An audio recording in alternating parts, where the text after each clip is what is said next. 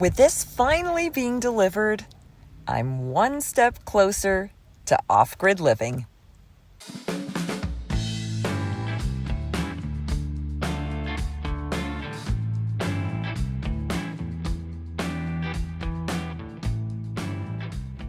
Good morning, everybody.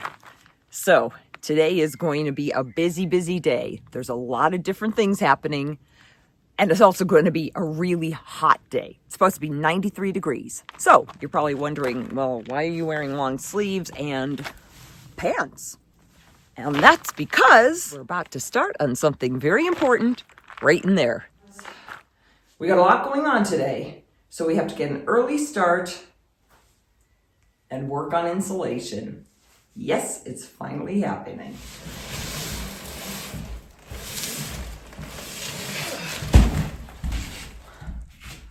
Okay, we've got the Rockwool nearby, and first tip I'm going to give you is place it like this. This way when you open it, the bats are facing the way you want. You can just lift them right up.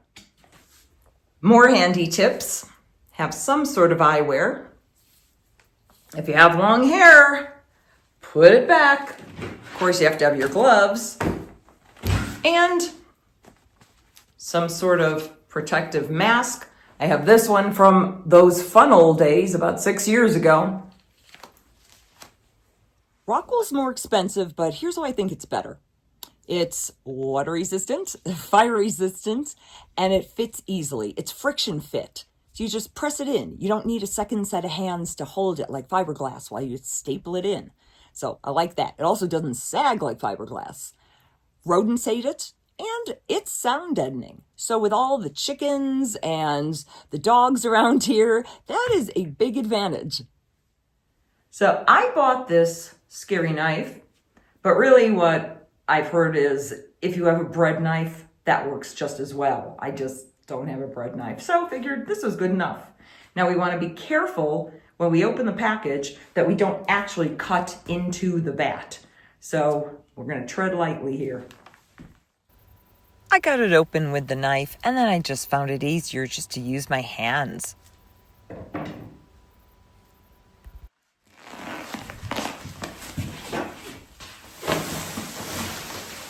Woo, it's coming alive. Look at that, blowing right up.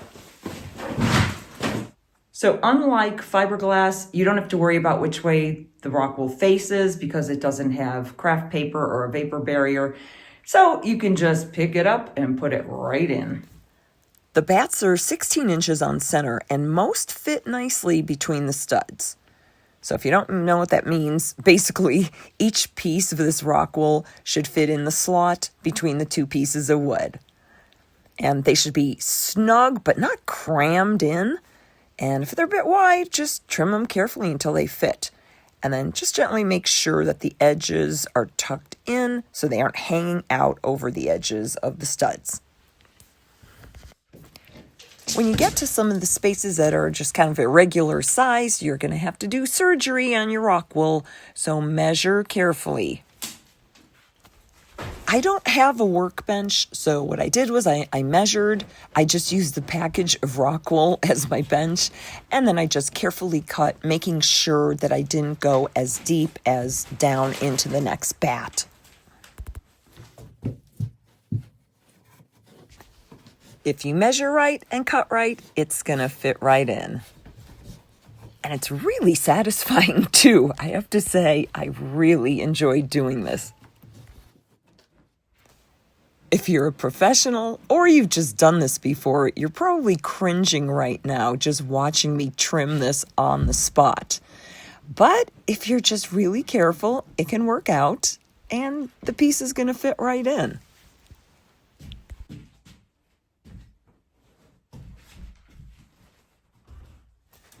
For the bottom, obviously we use the full length of the bats, but this is trickier when you get to the top, because it's going to be a different size. So be careful trimming. You don't want to mess this up. So you might be wondering, well, what about the electrical? What about the plumbing? Why are you doing this now? Because I need it to be cool now. And the beauty of Rockwool is it pops right out. And that's why people like it for their interior walls in homes, because if you build an extension, want to remodel, whatever, it pops right out. It's not like fiberglass. And again, I just have to stress how important it is to measure correctly, because when you put this top piece in, you want to make sure there's no gap between it and the bottom piece. Woo, it is hot in there. So, it took about 2 hours. I went through both bags of Rockwool, and it was easy, painless. Just measure, cut with a knife or the bread knife, whatever you have, you want to use. I am feeling a little in my throat. I don't itch at all. I'm just hot and sweaty, so I would like to get out of these Rockwool clothes. All right, I feel much better. I'm clean. And look at all this. So that's just to show you the whole wall. So that's what I accomplished there. So that's a south wall.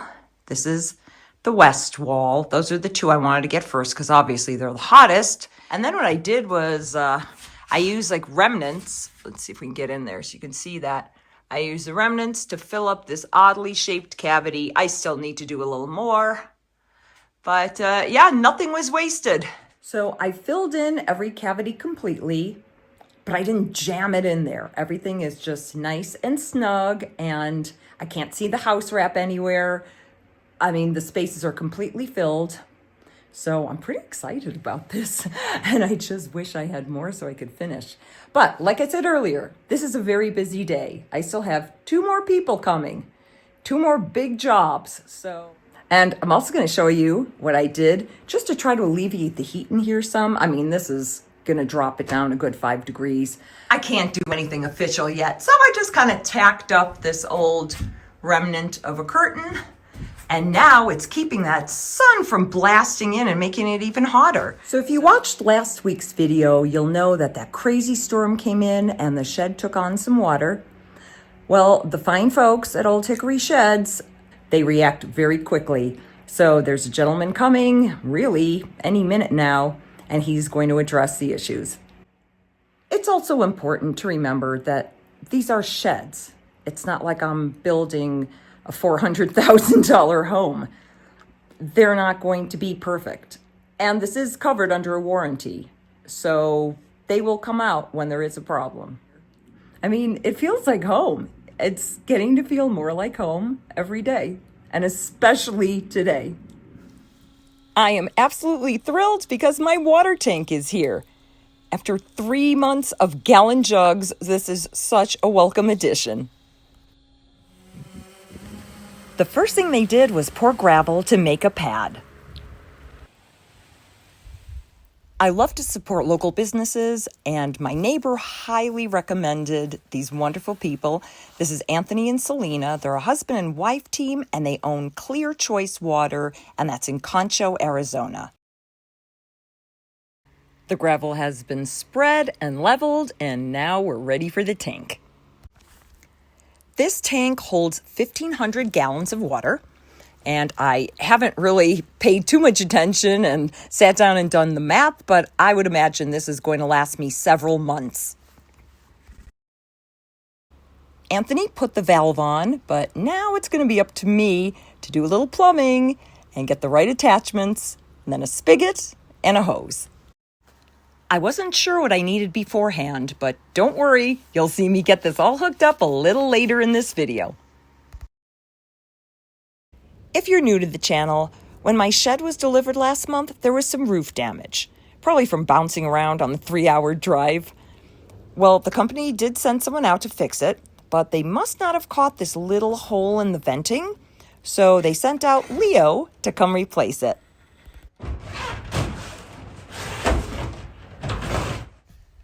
The old venting is out, and now that metal strip is going to go right on top in the center. He used a bottle jack to raise the shed up, then he leveled it, and now there's no more space under the door. Good morning. It's 5:45. It's nice and cool. Let's go get that insulation finished. Well, we almost did it. I'll just give you a look. So, okay, there's the door. There's the west wall. Here's the south wall. There's the east wall. And then, oopsie, we are short 2 bats. What can I say? You know, I'll just have to buy another bag and then I can use them up there. We'll find a way to make it work. I mean, this was so easy. It went by really quickly. Easy enough, easy to use. And you'll notice I'm wearing a tank top because it's in the 90s and that long sleeve shirt was just too much and I'm not itchy. I think it was a good choice for me. All right. And that is the story of insulation. Look at that full moon. Just gorgeous. All right, I'm going to bed. I'll see you in the morning and we're going to get that water tank up and running. Good morning, girls.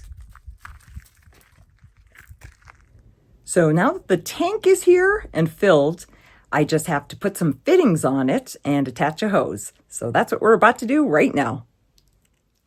So what I'm working with is a 2-inch male PVC fitting. And then this is a 2-inch to 3/4-inch reducer and a spigot, some plumber's tape, and then we've got primer and glue. So here we go. And since the threads go to the right to tighten, we're going to put the tape on to the left. I just tore a little piece off and we just put that around a few times. All right, that should be good.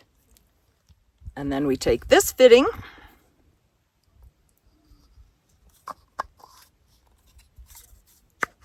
and that goes in like that.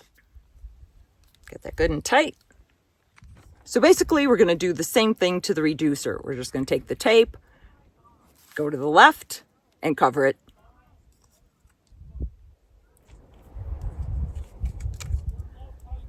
Yes, surprisingly, I am not really a plumber. I know it's going to come as a shock to everyone. Right, so I've done this about 3 or 4 times maybe by now, so I think that's enough. So it's going to look like that, and then we just break this off. And that's what we got.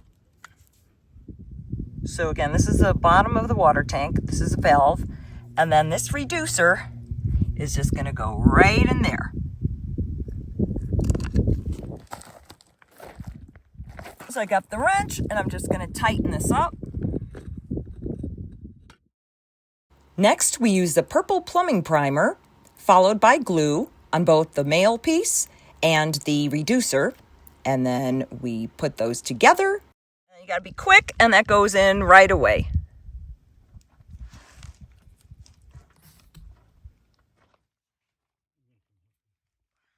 All right, that's in, and I have this at an angle so that it's much easier to connect the hose. Obviously, if it was pointing down, then you'd be in trouble. So anyway, that should take about 30 minutes to fully glue, and we should be in business.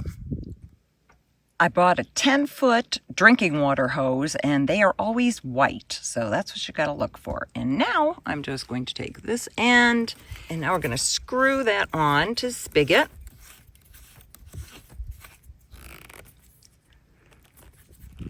All right, so I'm going to put this end into the big blue container. And now here comes the scary part. We're going to open this, and let's hope it all goes well. Oh.